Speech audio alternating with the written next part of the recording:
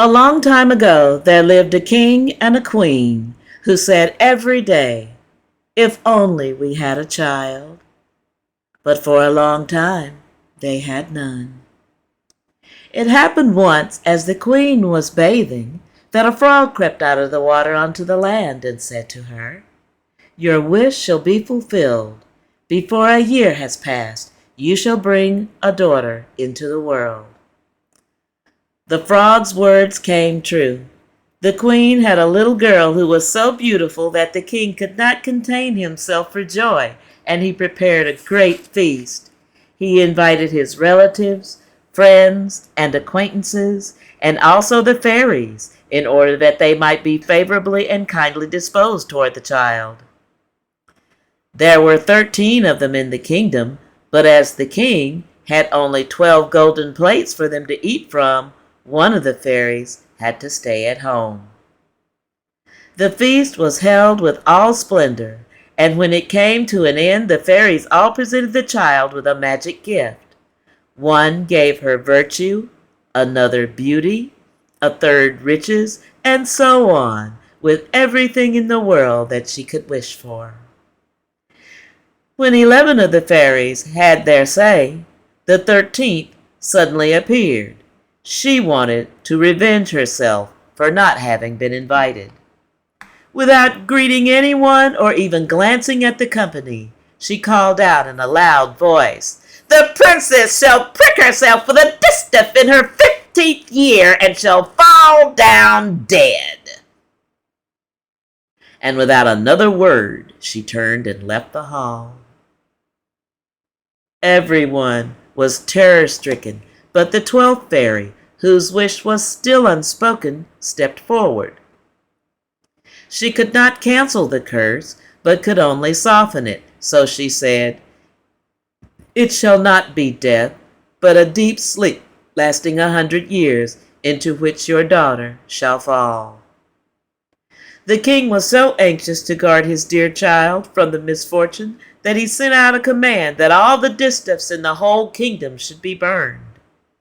As time went on, all the promises of the fairies came true.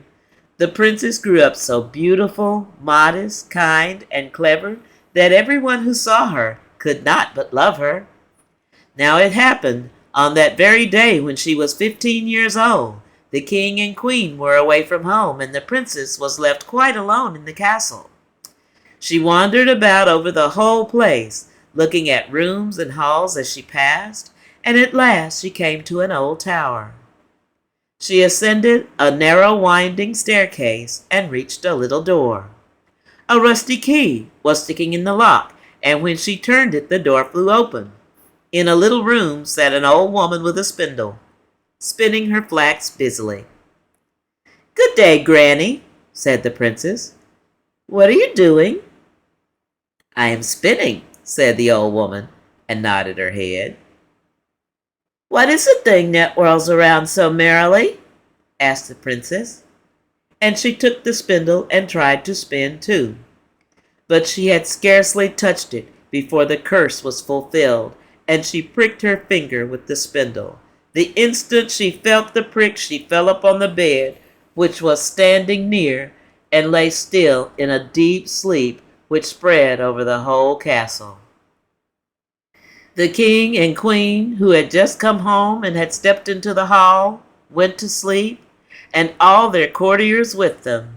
The horses went to sleep in the stable, the dogs in the yard, the doves on the roof, the flies on the wall. Yes, even the fire flickering on the hearth grew still and went to sleep, and the roast meat stopped crackling.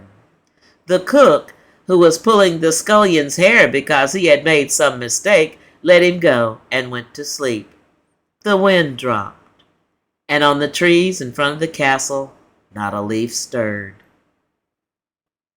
But round the castle a hedge of briar roses began to grow up. Every year it grew higher, till at last it surrounded the whole castle so that nothing could be seen of it, not even the flags on the roof. But there was a legend in the land about the lovely sleeping Briar Rose, as the king's daughter was called. And from time to time, princes came and tried to force a way through the hedge into the castle. They found it impossible, for the thorns, as though they had hands, held them fast, and the princes remained caught in them without being able to free themselves. And so they died a miserable death. After many, many years, a prince came again to the country and heard an old man tell of the castle which stood behind the briar hedge, in which a most beautiful maiden called Briar had been asleep for the last 100 years, and with her the king, the queen, and all their courtiers. He knew also from his grandfather that many princes had already come and sought to pierce through the briar hedge, and had remained caught in it and died a sad death. Then the young prince said, "I am not afraid. I am determined to go and look upon the lovely Briar Rose." The old man did all in his power to dissuade him, but the prince would not listen to his words. Now, however, the 100 years were just ended, and the day had come when Briar Rose was to wake up again. When the prince approached the briar hedge, it was in blossom, and was covered with beautiful large flowers, which made way for him of their own accord and let him pass unharmed, and then closed up again into a hedge behind him. In the courtyard he saw the horses and bridled hounds lying asleep. On the roof sat doves with their heads under their wings. And when he went into the house, the flies were asleep on the walls. And near the throne lay the king and queen. In the kitchen was the cook, with his hand raised as though about to strike the scullion, and the maid sat with the black fowl in her lap which she had been about to pluck. He went on farther, and all was so still that he could hear his own breathing. At last he reached the tower, and opened the door into the little room where Briar Rose was asleep. There she lay, looking so beautiful that he could not take his eyes off of her. He bent down and gave her a kiss. As he touched her, Briar Rose opened her eyes and looked lovingly at him. Then they went down together, and the king woke up, and the queen, and all the courtiers, and looked at each other with astonished eyes. The horses in the stable stood up and shook themselves. The hounds leapt about and wagged their tails. The doves on the roof lifted their heads from under their wings, looked around, and flew into the fields. The flies on the wall began to crawl again. The fire in the kitchen roused itself and blazed up and cooked the food. The meat began to crackle, and the cook boxed the scullion's ears so soundly that he screamed aloud, while the maid finished plucking the fowl. Then the wedding of the prince and Briar Rose was celebrated with all splendor, and they lived happily till they died.